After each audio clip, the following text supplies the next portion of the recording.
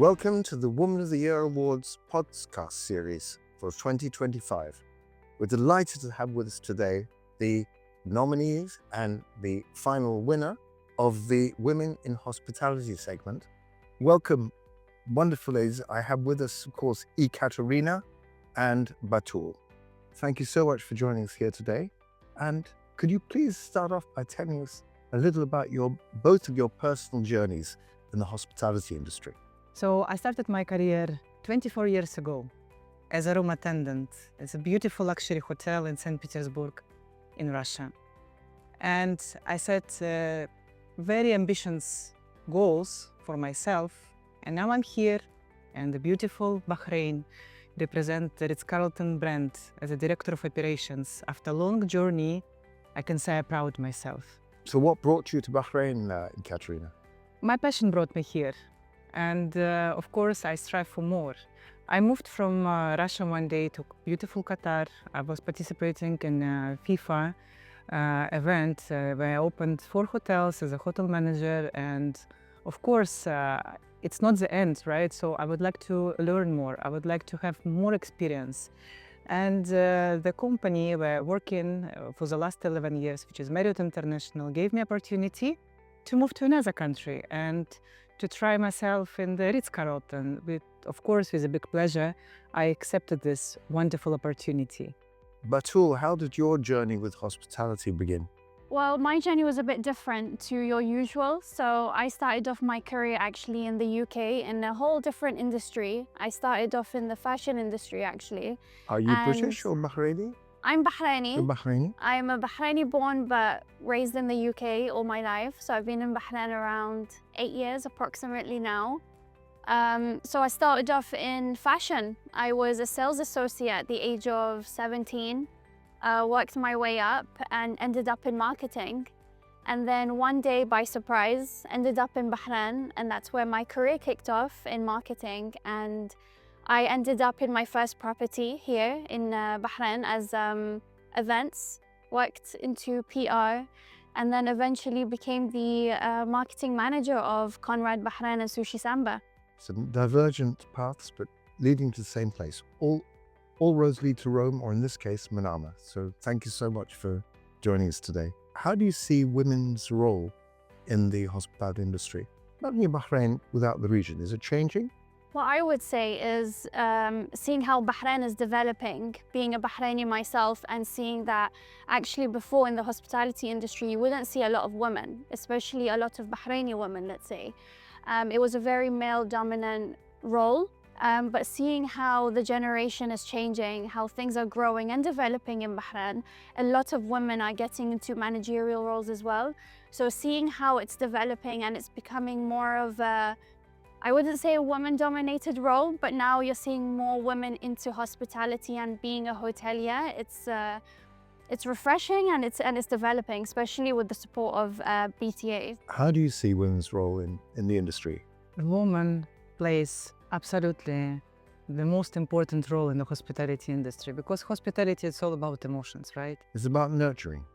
Exactly. And who's better to nurture than women? Exactly. So woman has a great emotional connection with employees, with guests, and of course, a woman combine a lot of roles. I was the first woman who was appointed as an assistant director of food and beverage in a big luxury hotel chain. I was 26. Does it mean that women cannot have this kind of opportunity? No, it's all about you. And of course, as I mentioned, emotions, it's the most important in our industry. You're both obviously accomplished professionals in the hospitality industry. Are there any particular downsides that you find about it? Long hours, away from home? What about your family life? So I think for me, it's the most difficult question. And I started my career before I created my family. So when my family came and I became mother, the family already adapted initially. That I spend a lot of long hours at work, and I'm always focusing at work and 24/7 available for my team. And it's just a part of my life. I would say I'm combining both roles to be a mother and to be a leader. So once my day off come, I know that my son is very excited about this, to spend the time with the mother, but still I'm available, of course, for my team. It's just a style, it's just a lifestyle which I have. When you start off in the hospitality industry and become a hotelier from such a young age, you adapt, it becomes a lifestyle, it's part of you. I do have a work-life balance, and I can really appreciate the company and the brand I work for, where they respect that, which is great. Of course, sometimes you have to sacrifice things, but that's life. And as long as you love what you do, I believe you're not going to find that it's going to affect you. Hopefully it doesn't affect anyone negatively.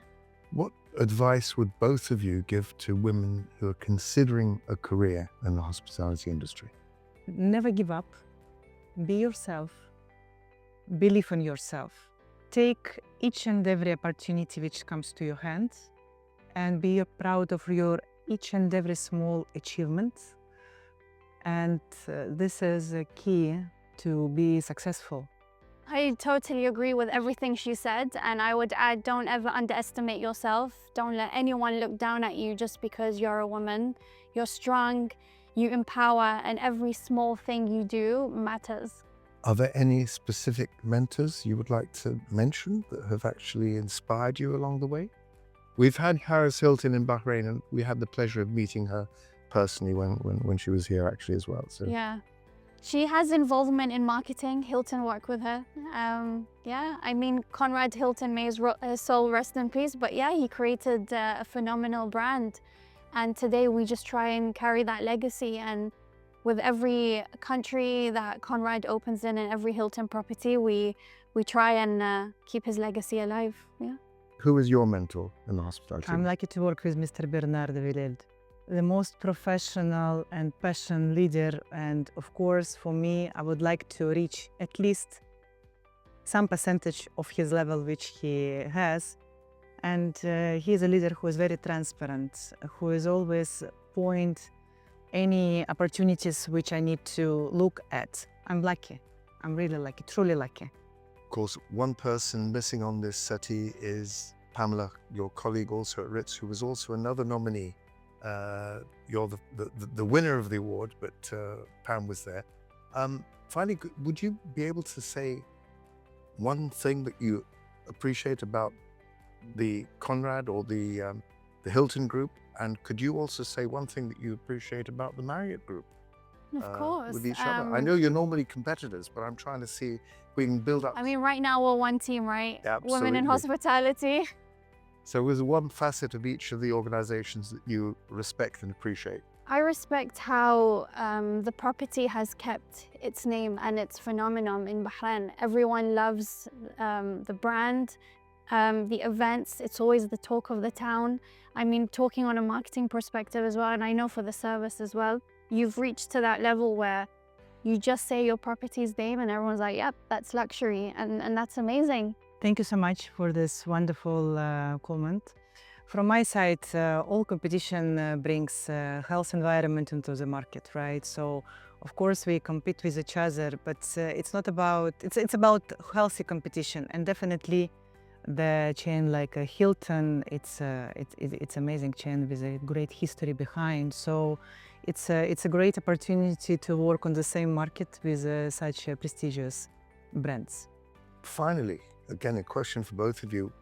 What was the impact of being nominated for Woman of the Year award in the hospitality sector?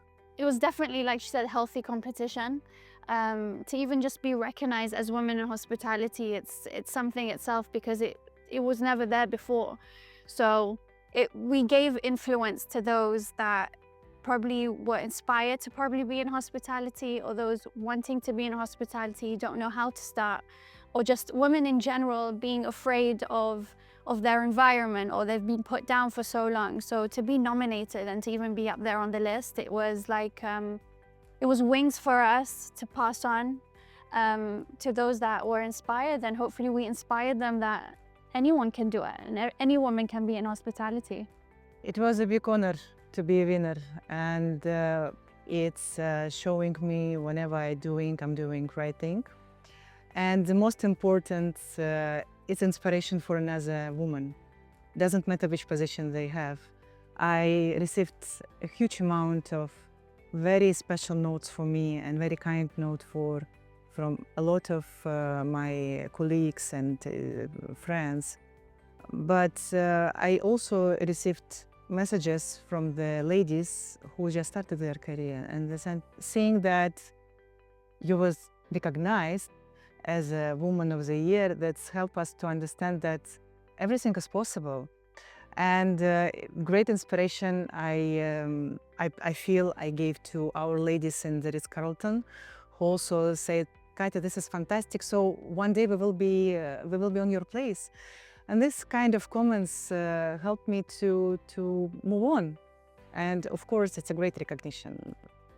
Thank you both. Thank you, Ekaterina and Batool, for spending time with us today. Really appreciate your input and your inspirational values. Thank you so much for being here today.